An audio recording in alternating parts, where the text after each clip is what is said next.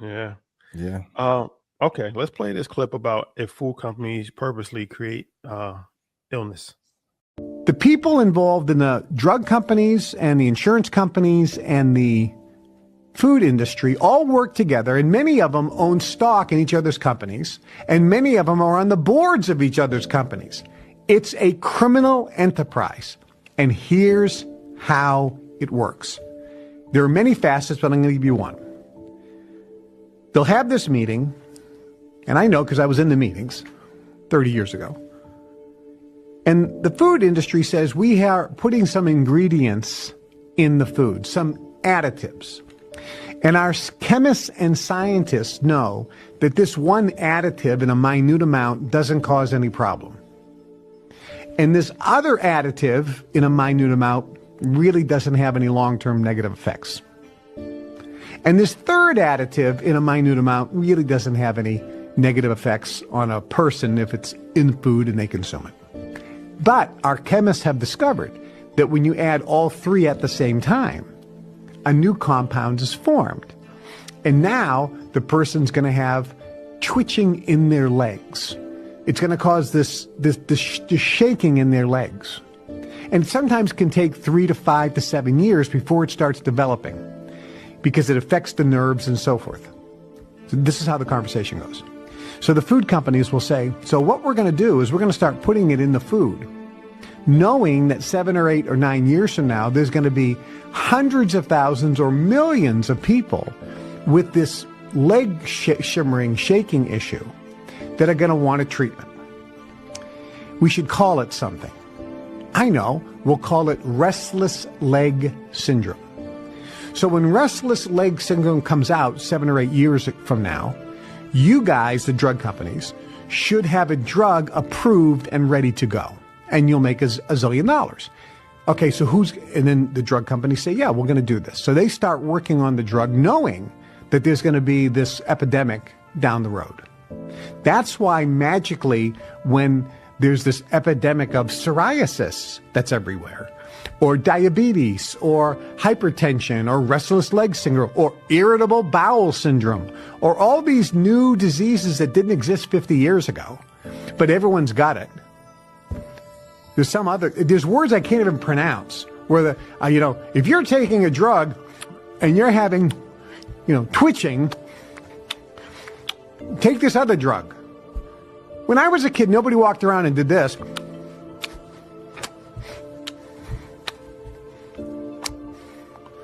But now it's like all over television in America, and it's like a common occurrence.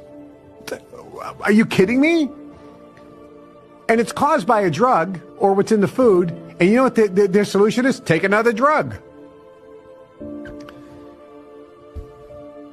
Then the insurance companies get involved and say, how can we make money on this? So they have to get the government, which is your taxpayer money, and they work out a deal through the lobbyists to make sure that this drug is paid for by insurance and effectively paid for by the government. Perfect. Because remember, the government pays for Medicare and Medicaid in America. In other countries, it's very similar. So they work together on this, and this happens all the time.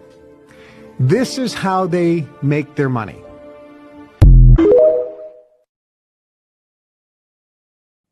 Okay. What do you think about that? For sure. Oh my God. This is Blackout. Not get canceled. I do think for a long period of time, probably like post 1980, or whenever the TV dinners got popular, that started that era. Would I say on purpose? For legal reasons? No. Is there a correlation between the food products that are pushed in America that are unhealthier than other places in the world by design?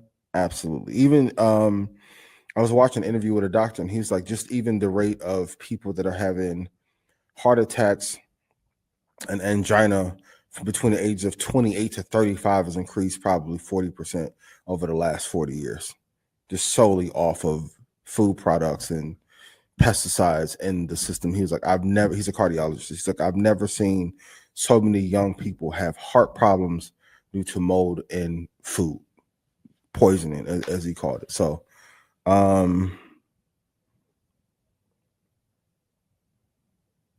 yeah, I definitely think that there is a correlation. Would I say they're doing it on purpose? No. Is there a higher power at play that maybe has some incentive or given incentive to dumb down the population? For sure. And then also, Tech and food are the two things that have destroyed our collective consciousness more than anything. food has turned into a tech product.